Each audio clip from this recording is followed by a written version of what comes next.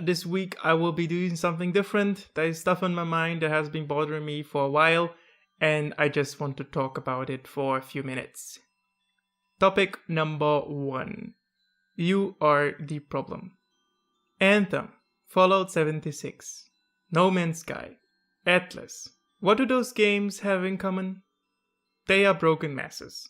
No, the updates to No Man's Sky didn't fix the game, neither did the updates to Fallout 76, nor the updates to Anthem or Atlas.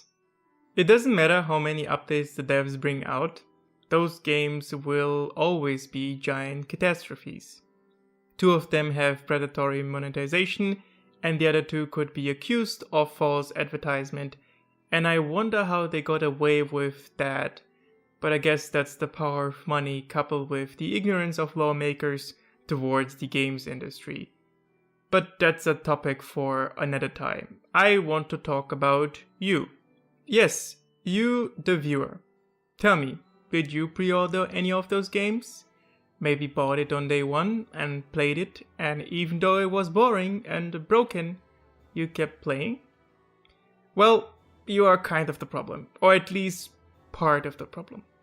There were many red flags for any of those games, and everyone that pre-ordered those games is responsible for the situation we are in right now, of AAA devs delivering unfinished games because people buy it even if they know that a game is going to be broken.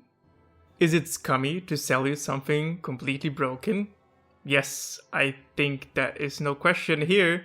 But if we have so many examples now of this kind of behavior, then it's kind of your fault if you fall for the scam. And I wouldn't mind that much, but if those games are actually making money back from their scams, then those companies are going to keep doing this stuff. I understand it to a certain extent. We all want a new shiny toy, and we want it now. We are constantly looking for new experiences that give us this high that we can only get from new games. Even though I'm putting the burden of checking if the product you're paying money for actually works, and I know that sounds ridiculous, that is what you have to do, and what you do with almost every product. You wouldn't look at a rusty car with no motor block and no doors and say, yeah, I buy that car right now with my own cash because the dealer promised me that in a half a year the car is going to be brand new. Meanwhile, the dealer that sold you the quote-unquote car is also trying to sell you insurance and a radio and the ability to choose the color of your car. Would you do that? No, of course you wouldn't. You would tell him to get his shit together and give you a car that is ready to drive, plus a test drive and a free radio and the ability to choose a color of your car for free. If you continue to buy and pre-order those kind of games with huge red flags, then I guess what I'm about to say is going to be in vain, but I will give you some tools you can use to spot the red flags that come with those games. I'm going to use the example of Vampire the Masquerade 2, which I will be referring to as Vamp 2 from now on. So, Vampire the Masquerade 2 and how to spot red flags. On the 21st of March, the trailer was dropped for Vamp 2 and it was received with overwhelming positivity, but there are already some red flags here. First, let's have a look at the trailer itself. We can see that this is not actual gameplay footage, and you might miss it because they use a tactic called dark pattern. Dark patterns are best explained with the example of making an account and trying to delete it. Creating an account is really easy. Most of the times you have a sign up button on the front page of whatever you want to sign up to. But if you want to delete your account, you have to go into several submenus, and even after finding the delete button, it is mostly grayed out or hidden out of direct sight. And even after finding the delete button, if you press the delete button, confirm it with your password, you will still probably have to click yes, I am sure I want to delete my account, plus a reason why you want to leave. Now this thing here, not actual gameplay, is not as bad as the delete account example, but you can already see that someone wants to hide something here, and if they didn't have to put it there because of legal reasons, it wouldn't even be there. So here's a small red flag. If a studio announces their games with those dark patterns, then they are probably hiding something. The rest of the trailer is like any cinematic trailer you ever seen, way too detailed and way too flashy to give me any information about the game, and I assume that is what they want, because this game can be pre-ordered and has a release date of March 2020. If you want to sell me a game, you better show me gameplay footage, you know, the thing I'm buying the game for. This is a big red flag. If a game is announced and you are given the ability to pre-order the game with not a single second of gameplay, then the game is probably going to be bad. These are the basic tools you can use, a small red flag and big red flag, and with those tools alone you can easily get a first impression, but maybe you're not convinced. Maybe you need a yellow flag. Here we have to play a little game of assumption. In 2015, Paradox acquired Wild Wolf, you know, the guys that hold the Vamp IP, and since then a Vamp 2 has been rumored. If you know a little bit about game development for a single player game takes between 3 to 5 years. So let's assume 2015 development began on Vamp 2.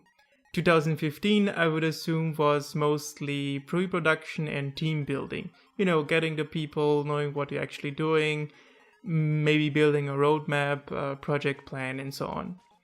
Mid-2016, early development begins, you have the people, maybe you get additional resources and so on. You decide maybe on the engine, base mechanics, stuff like that. 2017, the engine is decided and there are already early builds. The core gameplay is there, but the game is taking form. 2018, the game makes the most amount of progress and leaves maybe the alpha. An alpha build is actually a build of a game that has only been tested by the programmers and not what we see on Steam like pre-alpha and the game is basically ready. And beta build is actually a build that has been tested by an outside team, meaning not only the developers tested it, but someone that is outside of the development team. Early 2019, they have the first release candidate, which I assume has been shown to the press, but not to the customers, you know, the people that are going to pay for the game.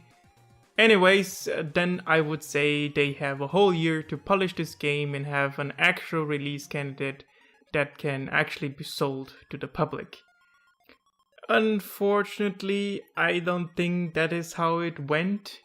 I don't think the development started in 2015, and I don't think they have actual gameplay footage that they want to show. I assume development ran into problems, but they have a lot of assets and spent way too much money on this game, so what do? Release an announcement trailer and let people finance the rest of your development and have pre-order numbers to show to investors so that they can get a second round of investment or a third or a fourth.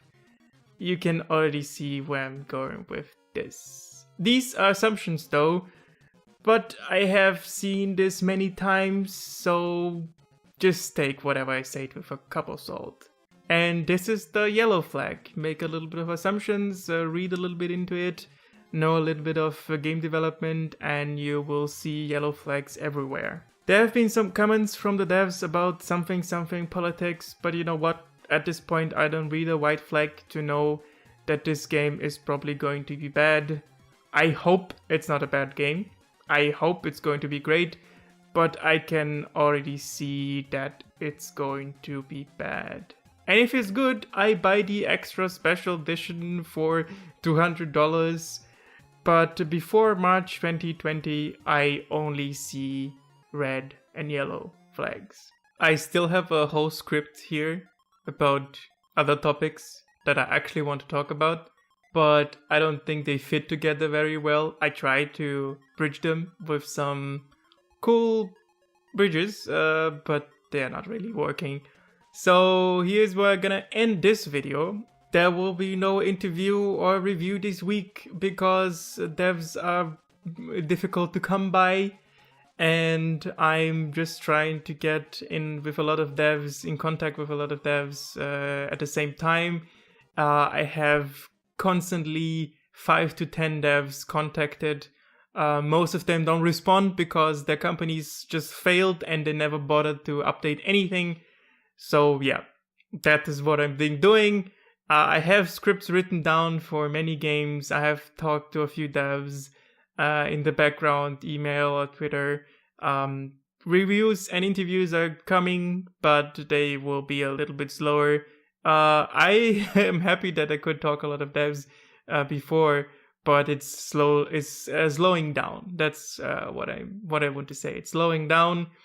And yeah, that's what I'm gonna end this video. I hope you enjoyed. As always, leave a like, subscribe, whatever, ring the bell, you know the drill. Have a nice day, take care of yourselves, and we will see each other next time.